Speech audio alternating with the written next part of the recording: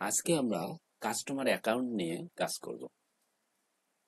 তো এর আগের আমরা লগ ইন রেজিস্ট্রেশন ফর্ম যেগুলো আসছিল আমরা ওগুলো তৈরি করে ফেলছি।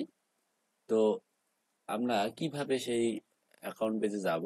তো আমরা প্রথমত হচ্ছে এই যে এই আইকনটাতে ক্লিক করলে আমাদের মূলত অ্যাকাউন্ট পেজে নিয়ে যাওয়ার কথা।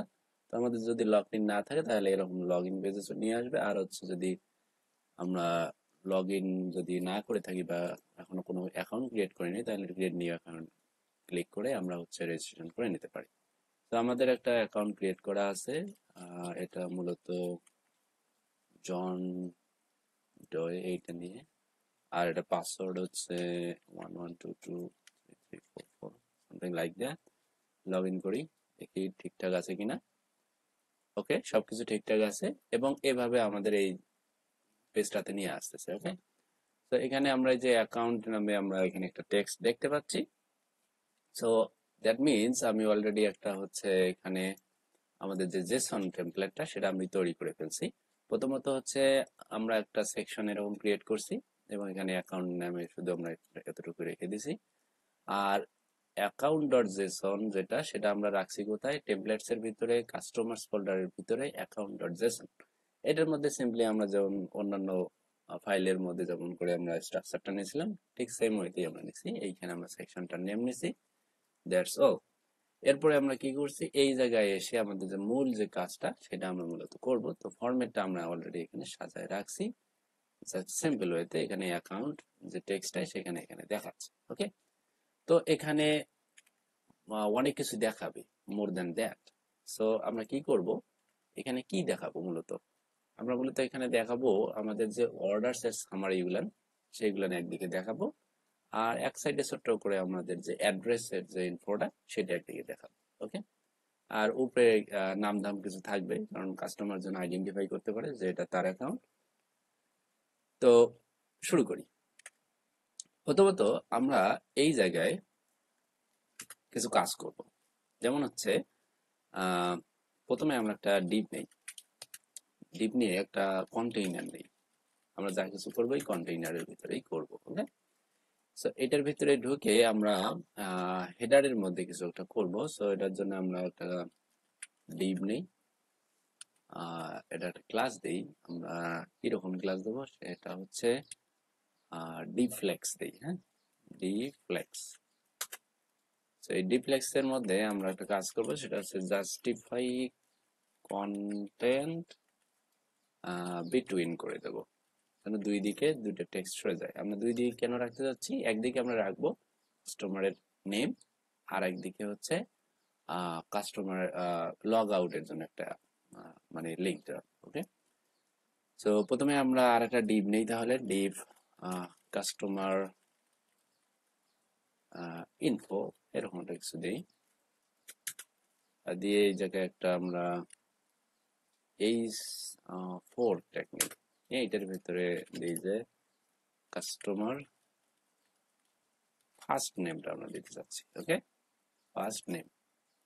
আর এখানে এভাবে না বলে আমরা বলবো ওয়েলকাম ব্যাক, বিএসইকে, ওয়েলকাম ব্যাক না কাস্টমার নেম। হ্যাঁ, সুন্দর লাগবে দেখতে। এরপরে আমরা এই দিকে কি নেব, কাস্টমার অ্যাকশন, কাস্টমার অ্যাকশন এইটা একটা নাম দিলাম। এই জায়গায় একটা আমরা ইউআরএল সেট করে দেবো। সাপোজ একটা হাইপার রেফারেন্স নেব, নিয়ে এটার ভিতরে একটা ইউআরএল দেবো কি, routes dot account, sorry account, এটা সাধারণত কি থাকার কথা, লগ আউট অ্যাকাউন্ট, অ্যাকাউন্ট এই যে অ্যাকাউন্ট লগ আউট ইউআরএল, এটা হবে মূলত লগ আউট। এনিওয়ে আমরা দেখি একটু কি অবস্থা। ওকে, আমরা কন্টেইনার দিছিলাম, ভুল হয়েছে, যার জন্য দুই দিকে চেপে গেছে। ওকে, সো কন্টেইনারের ভিতরে নিলে মূলত এরকম দেখাবে। হ্যাঁ, আমরা হচ্ছে সাইড বাই সাইড এরকম করে নিতে পারি।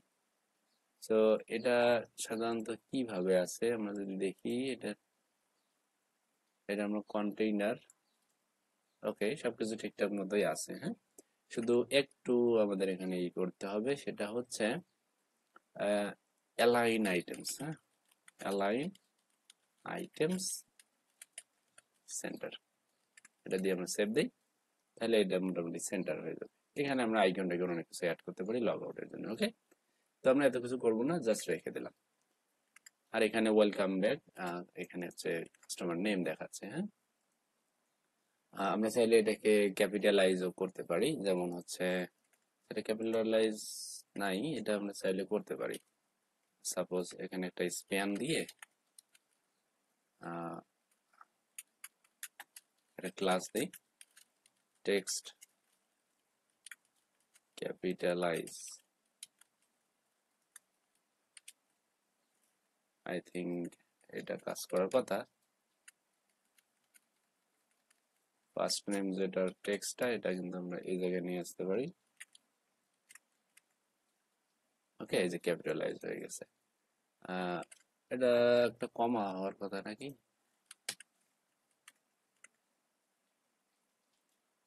এনিওয়ে, এই লগ আউটে ক্লিক করলে কিন্তু লগ আউট হয়ে যাবে। ওকে, এখন আমরা হচ্ছে ওপেনিসে একটু হালকা করে, বেশি না, হালকা করে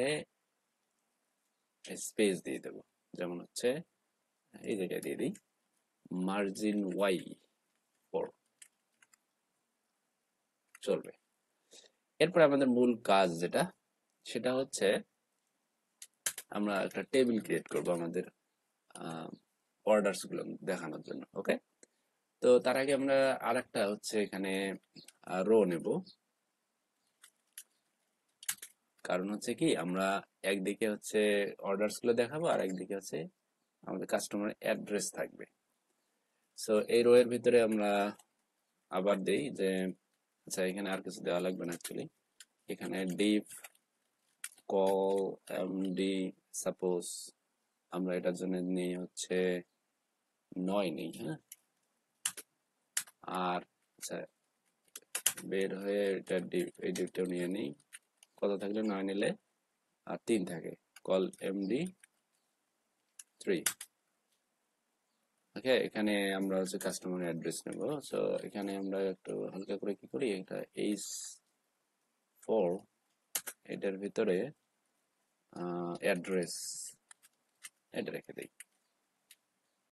সো এই অ্যাড্রেসের জায়গায় আমরা হচ্ছে এখানে কিছু অ্যাড্রেস, আমরা কাস্টমার যে অ্যাড্রেস সেটা আমরা দেখাবো।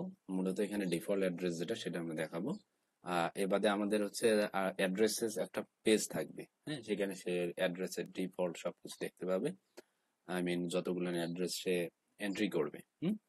আর হচ্ছে সেখান থেকে সে এডিট ডিলিট যা কিছু করে সেইখান থেকে করবে। তো এখানে আমরা মূলত ডিফল্ট অ্যাড্রেসটা মূলত এখান থেকে তাকে দেখাবো।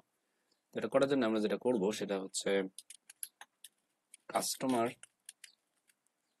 ডট ডিফল্ট অ্যাড্রেস, আর এটা হচ্ছে অ্যাড্রেস ফরম্যাট দিতে হবে। হ্যাঁ, ফরম্যাট অ্যাড্রেস মূলত এরকম করেই লিখতে হয়। আমরা যদি সেভ দেই, তাহলে এই যে জন ডোয়ে ইউনাইটেড স্টেটস, এটা কিন্তু দেখাচ্ছে, এটা কিন্তু ডিফল্ট অ্যাড্রেস। ওকে, আমরা চাইলে এটা যদি ইন্সপেক্ট করি, তাহলে অ্যাড্রেস ফরম্যাটটা মূলত কি রকম এটা আমরা দেখতে পাবো। যদি সেরকম না হয়, আমরা অ্যাড্রেসেস এর ভিতরে ঢুকিয়ে নিতে পারি।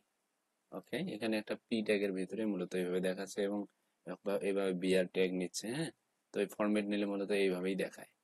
এনিওয়ে, তো এটা হইলো। এখন এখানে আরেকটা জিনিস আমাদের দরকার, সেটা হচ্ছে আমরা এখান থেকে অ্যাড্রেসেস যেন বাকি যে অ্যাড্রেস গুলো আছে সেগুলোতে যেন আমরা যেতে পারি। হ্যাঁ, তো সেটা করার জন্য আমরা কি করব, এখান থেকে আমরা যেটা বলবো যে routes dot account address URL. Sorry, এটা একটা হাইপার রেফারেন্স লিংকের মধ্যে হবে অবশ্যই। এই জায়গায় আমরা রেখে আমরা বলবো যে অ্যাকাউন্ট অ্যাড্রেসেস, অ্যাকাউন্ট অ্যাড্রেস এরকম করে রাখলে হবে। ইয়েস, এভাবে সেভ দিলাম, একটা ইউআরএল তৈরি হলো। আমরা যদি এখানে ক্লিক করি, তাহলে আমাদের অ্যাড্রেস পেজে কিন্তু নিয়ে যাবে। ওকে, তো এটা আমাদের এখন মূল টার্গেট না, আমাদের টার্গেট হচ্ছে এরপরে যেটা সেটা হচ্ছে এই অর্ডারসগুলো এখানে শো করা।